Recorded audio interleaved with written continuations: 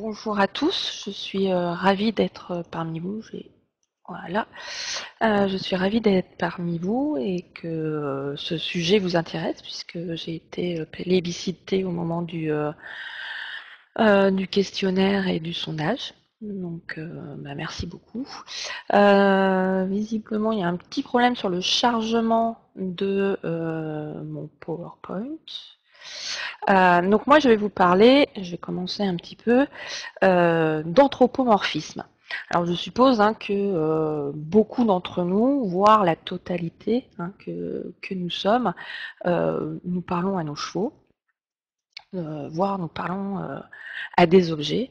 Et c'est le propre justement de l'anthropomorphisme.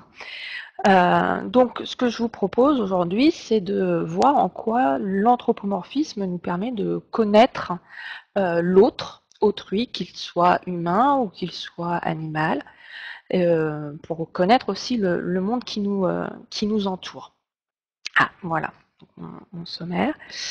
Et puis ensuite, une fois qu'on aura vu un petit peu ces définitions et ces formes d'anthropomorphisme, des limites de celui-ci et surtout de la richesse, puisque je vais être à contre-pied en présentant l'anthropomorphisme comme une richesse, on va voir un petit peu comment on peut appliquer notre anthropomorphisme dans notre relation et dans une relation respectueuse vis-à-vis de nos équidés, puisque je ne m'arrêterai pas qu'aux chevaux, mais j'inclus également les ânes, les poneys et les autres espèces animales de manière générale. Alors je voudrais commencer par une petite anecdote. Donc là, vous avez la tour de Babel, mais j'ai eu la chance de partir en Inde. Et donc, j'ai rencontré des personnes et j'avais très à cœur, puisqu'on est des animaux sociaux, donc on ne peut pas ne pas communiquer, de pouvoir comprendre le monde qui m'entourait, le monde indien, et puis les personnes. Et quand je parlais à des interlocuteurs, ils dodelinaient de la tête. Donc je n'arrivais pas à savoir s'ils étaient d'accord ou pas avec moi, et c'était extrêmement perturbant. Et donc, en fait, j'avais un problème et un blocage sur l'échange. Et puis, au fil de mon séjour en Inde, j'ai commencé à mieux connaître les individus, à faire plus attention à leurs expressions et donc à mieux pouvoir interpréter ce qu'ils me disaient. Et donc, c'est ce que je vous propose, c'est de voir un petit peu ce chemin à faire pour pouvoir comprendre les autres espèces et, dans notre cas, les chevaux. Alors, qu'est-ce que l'anthropomorphisme? Donc, je me suis tournée vers la philosophe Françoise Armango qui a donné une définition dans l'Encyclopædia Universalis. Donc, de manière générale, on a une visée, une connotation négative de ce terme d'anthropomorphisme, qui est vu en fait comme un biais cognitif, qui est aussi utilisé comme un repoussoir, que ce soit par les scientifiques ou par les socioprofessionnels, où on évoque l'anthropomorphisme dans le cadre d'une mauvaise relation qui apparaît dommageable pour les espèces animales. Si on regarde et qu'on continue sur la définition donnée par Armango et puis également par des anthropologues et des psychologues, c'est parce qu'en fait, l'anthropomorphisme est un processus de pensée. C'est-à-dire que c'est un moyen que l'on a, c'est notre moyen de comprendre et de vouloir comprendre ce qui se passe, ce qui nous entoure, comment agissent les plantes, les animaux, la terre, etc., les voitures, et ainsi de suite, puisque l'anthropomorphisme ne se limite pas aux animaux, mais aussi aux objets et aux êtres divins. Quand on est croyant, on s'adresse à Dieu, et dans la façon dont on s'adresse à Dieu, on a une forme d'anthropomorphisme. Et donc il faut bien voir et faire la différence entre l'anthropomorphisme, qui est un processus de pensée, et l'anthropocentrisme, qui est un contenu de pensée. Et en fait, c'est là que le bas commence à blesser, c'est qu'on tend à faire de l'anthropocentrisme, c'est-à-dire qu'on va subordonner les représentations qu'on a du vivant, dans son ensemble, des êtres, en fonction de notre compréhension, de notre représentation, mais surtout en fonction de nos besoins. Donc, on ne peut pas ne pas faire d'anthropomorphisme. En fait, pour pouvoir comprendre ce monde qui nous entoure, on passe par nos propres sens, notre façon de percevoir le monde à partir du toucher, de l'ouïe, de la vue, de nos 5 sens en général, de nos expériences et également de notre intelligence. Ah, ça passe trop vite. Voilà. Et il en va de même pour les animaux. C'est-à-dire que les animaux, et c'est ce que montre donc Jacob von Uexküll va parler de milieu, d'Umwelt. Donc chaque espèce comprend le monde qui l'entoure à partir de ses sens.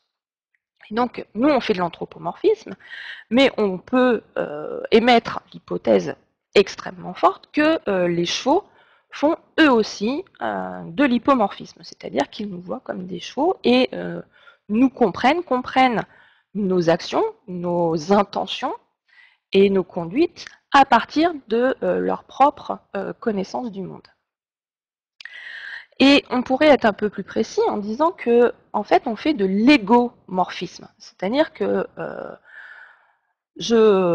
quand je mange du chocolat, je vais avoir une connaissance du chocolat, le vivre par rapport à mes sens et à mon expérience, mais quand ma voisine Georgette mange du chocolat, je sais globalement ce qu'elle peut vivre et ressentir en mangeant, mais je n'aurai jamais ses propres sens, donc sa propre acuité. Donc, de manière générale, on analyse notre monde par rapport à nous-mêmes, plus que notre espèce.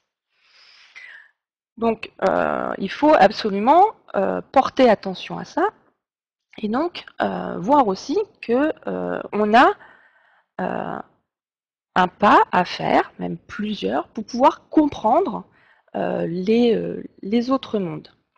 Et en fait, quelle que soit la discipline, parce que les scientifiques ont à cœur, notamment dans les sciences dites du vivant, ont à cœur de ne pas vouloir faire d'anthropomorphisme et tentent de s'en préserver. Mais si on analyse un petit peu leur discours et la mise en mots, à partir du moment où on met en mots, c'est comment est-ce que l'on raconte par le langage ce qui se joue hors du langage.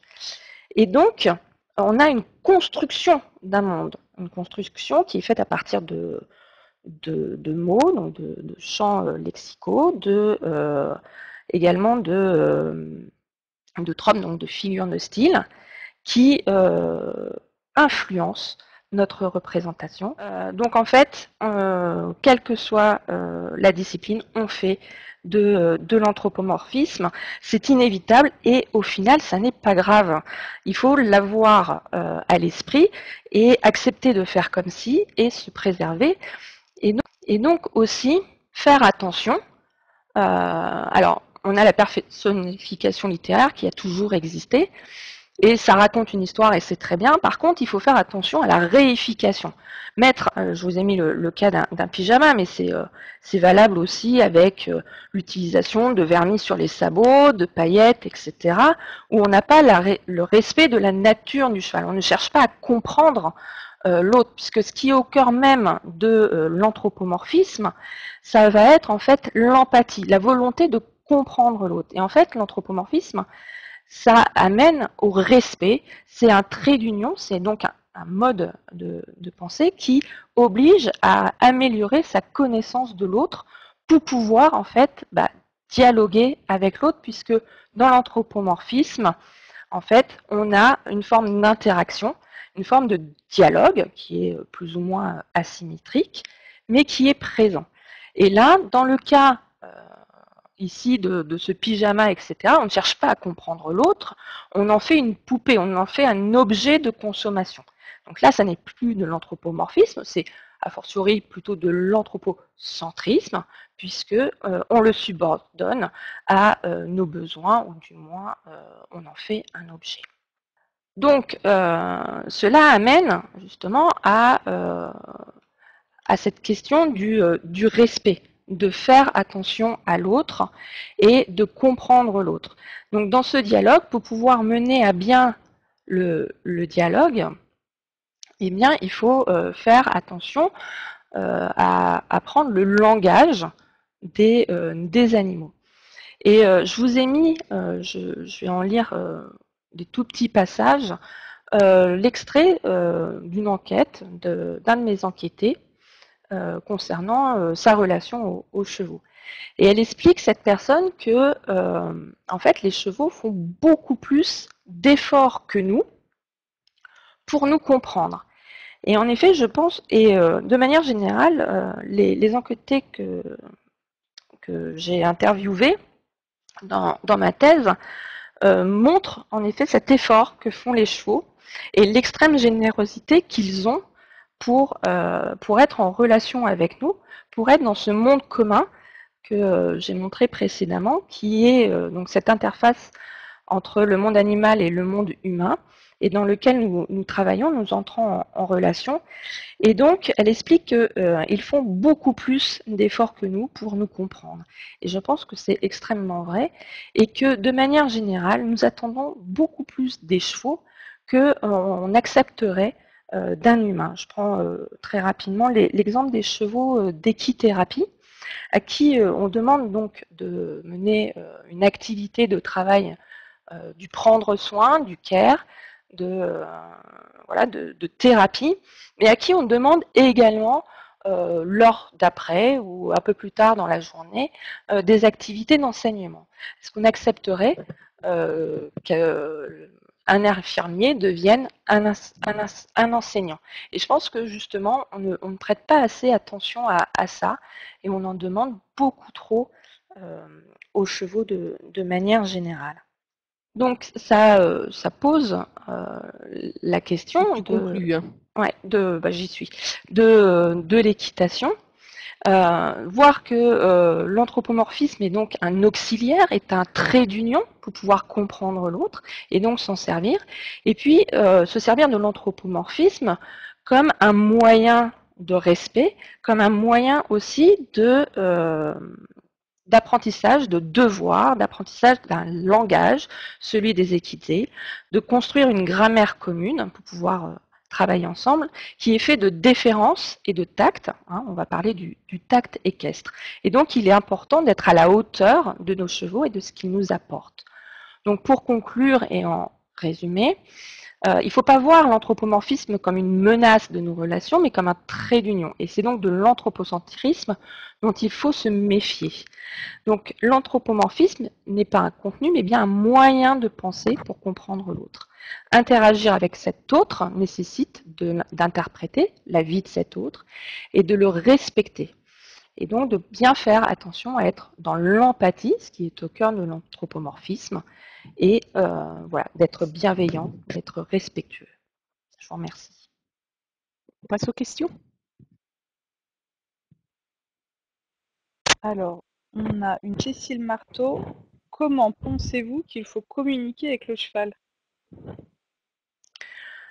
Alors, communiquer avec un cheval, c'est être déjà dans l'instant présent.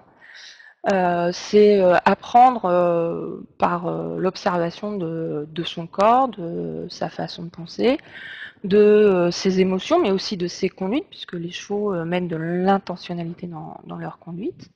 Donc c'est apprendre tout ça, c'est de l'observation, c'est du quotidien, c'est de la remise en question. Maëlys Sumble demande quels indicateurs avez-vous utilisés pour estimer cet effort du cheval vers l'homme et inversement? Comment interprétez-vous que les chevaux font plus d'efforts que les humains pour être compris? Alors, je me suis appuyée, en fait, donc moi je fais une thèse en sociologie, donc j'ai été rencontrer des professionnels, quel que soit le secteur d'activité, qui ont un savoir de ce lien aux chevaux, et dans leur relation, puisque moi je m'attache à l'activité de travail, Et donc, dans leur relation de travail avec leurs chevaux, ils évoquent cette générosité et ce souhait de comprendre le cadre du travail, de comprendre ce qui est attendu d'eux et de répondre justement au mieux possible à ce qu'on leur demande. Et donc, justement, quand ils ne comprennent pas ou quand les humains ne sont pas suffisamment cohérents dans leurs demandes, dans ce cas, le cheval se retrouve en difficulté pour pouvoir répondre et puis ça peut mener jusqu'à l'accident si vraiment il y a une incompréhension très forte. Daniel Lagneau dit en espèce humaine, certains caractères se comprennent mieux entre eux que d'autres. Enfin, certaines personnes s'entendent mieux que d'autres et se comprennent mieux D'accord. qu'avec d'autres. Pensez-vous qu'il existe des types humains qui sont mieux compris par le cheval que d'autres? Et si oui, lesquels? Des types de Non, je personnes pense. finalement. Ouais. Non, je pense pas. Je pense que c'est des questions de relation et d'affinité. Donc il n'y a pas un type de cheval qu'on comprend mieux ou quoi ou qu'est-ce ou inversement des types d'humains que les chevaux comprendraient mieux. Je pense que c'est plutôt la qualité de la relation et peut-être de la franchise dans la relation. Pascal Edman aussi demande s'il ne faudrait-il pas est-ce qu'il faudrait prendre en compte ces réflexions pour adapter la pédagogie utilisée lors de l'apprentissage de l'équitation en poney club avec les jeunes cavaliers, puisque certains seront de futurs propriétaires, voire professionnels. Ah oui, ça j'en suis convaincue. Euh, Là, cette question de l'anthropomorphisme, et justement, c'est dans sa volonté de comprendre l'autre, dans sa portée empathique, est primordiale. Et je pense qu'il faut revenir justement à un plus grand respect des équidés et de bien montrer que le cheval n'est pas un objet de consommation. L'équitation n'est pas un objet de consommation. C'est l'apprentissage d'autrui, c'est un faire société aussi, hein, c'est accepter la différence de l'autre, la comprendre, la respecter, et donc apprendre à vivre en société avec d'autres espèces. Il y avait une remarque qui était, je trouvais très intéressante de, de Marilyn Maublanc qui disait que l'éthologie nous apprend de ne pas chercher les émotions humaines chez les animaux et qu'ils vivent dans un monde différent du nôtre et qu'ils n'auraient pas les mêmes motivations. Alors, est-ce que toi, tu penses que tu projettes, ça c'est plutôt l'anthropocentrisme, ce Oui, qu'elle décrit, non? oui, c'est plus c'est de l'anthropocentrisme et en effet, alors je vais ça peut être un débat, et je pense que c'est un débat qui est à mener entre les SHS et les sciences du vivant, parce qu'on ne va pas forcément avoir la même représentation. Mais j'ai lu les travaux de François Calatayud, qui est un éthologue et qui montre que les éthologues font de l'anthropomorphisme. Et donc il a analysé les discours, etc., avec un logiciel de sémantique que j'ai utilisé pour ma thèse également et qui montre que l'utilisation des mots conduisent, donc les champs lexicaux conduisent à des modes de représentation et qui sont à même de l'anthropomorphisme et de la relation que l'éthologue a avec les animaux qu'il étudie. Donc je me mets à Je te couvert remercie beaucoup. Ouais. juste je me mets à couvert parce que sinon on va me tomber dessus en disant oui mais les SHS tatitata. Donc voilà, donc il y a aussi mais c'est un débat qui serait intéressant de mener. Voilà.